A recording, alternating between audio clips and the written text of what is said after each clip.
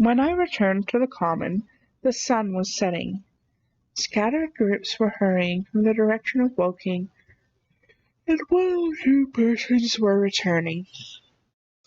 The crowd about the pit had increased, and stood out black against the lemon yellow of the sky.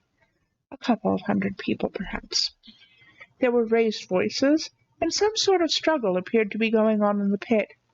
Strange imaginings passed through my mind. As I drew nearer, I heard Stent's voice. "Keep back! Keep back!" A boy came running towards me.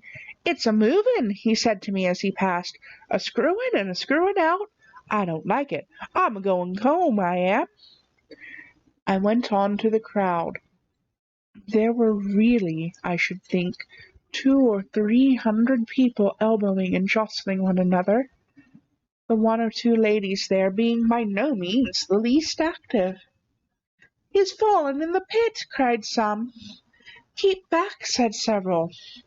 The crowd swayed a little, and I elbowed my way through. Everyone seemed greatly excited. I heard a peculiar humming sound from the pit. "I say," said a Gilby, "help keep these idiots back. We don't know what's in the confounded thing, you know." I saw a young man, a shop assistant in Woking, I believe he was, standing on the cylinder and trying to scramble out of the hole again. The crowd had pushed him in. The end of the cylinder was being screwed out from within. Nearly 2 feet of shining screw projected. Somebody blundered against me, and I narrowly missed being pitched into the top of the screw. I turned, and as I did so the screw must have come out, for the lid of the cylinder fell upon the gravel with a ringing concussion. I stuck my elbow into the person behind me, and turned my head towards the thing again. For a moment that circular cavity seemed perfectly black. I had the sunset in my eyes. I think everyone expected to see a man emerge, possibly something a little unlike us terrestrial men, but in all essentials a man. I know I did. But looking, I presently saw something stirring within the shadow. Greyish, billowy movements, one above another, and then 2 luminous discs like eyes.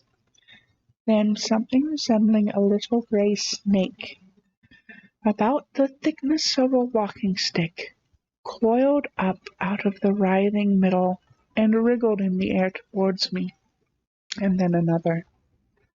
A sudden chill came over me. There was a loud shriek from a woman behind. I half turned, keeping my eyes fixed upon the cylinder still, from which other tentacles were now projecting, and began pushing my way back from the edge of the pit. I saw astonishment giving place to horror on the faces of the people about me.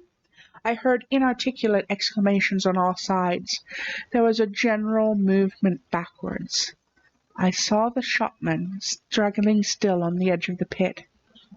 I found myself alone, and saw the people on the other side of the pit running off, Stent among them. I looked at the cylinder, and ungovernable terror gripped me. I stood petrified and staring. A big greyish rounded bulk, the size perhaps of a bear, was rising slowly and painfully out of the cylinder. As it bulged up and caught the light, it glistened like wet leather. 2 large, dark-colored eyes were regarding me steadfastly. The mask that framed them, the head of the thing, was rounded and had, one might say, a face.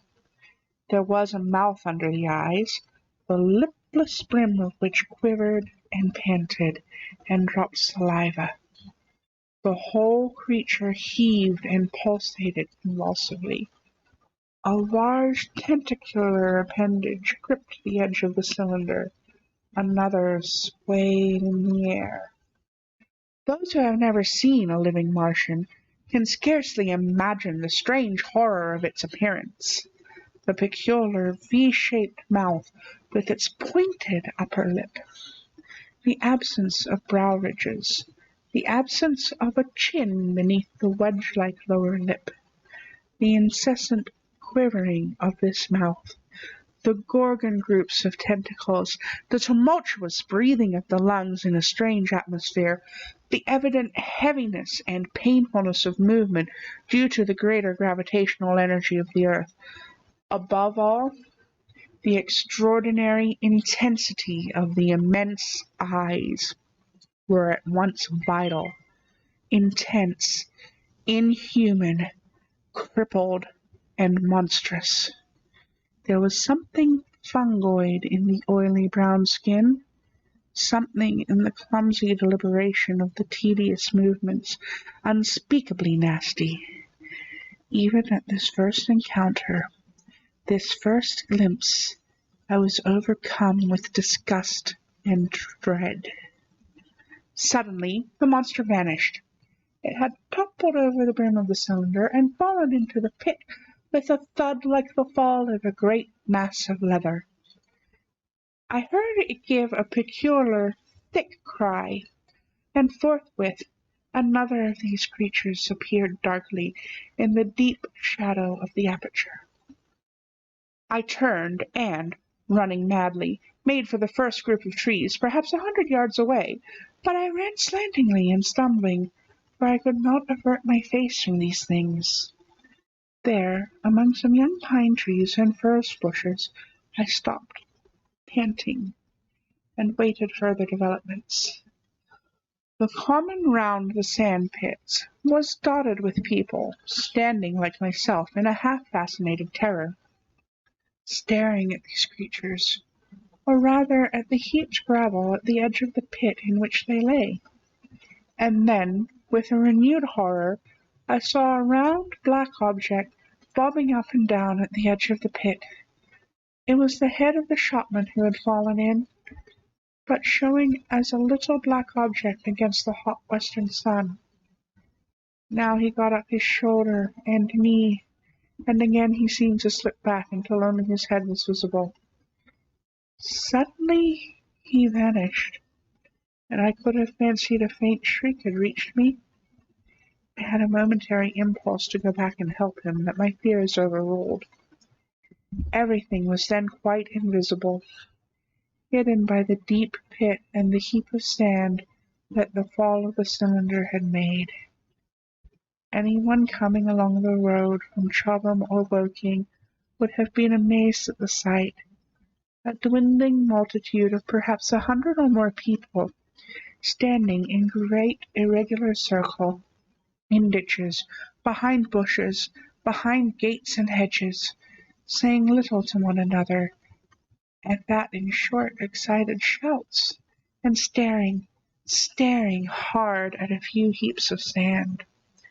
The barrow of ginger beer stood, a queer derelict, black against the burning sky, and in the sand pits was a row of deserted vehicles, with their horses feeding out of nose bags or pawing the ground.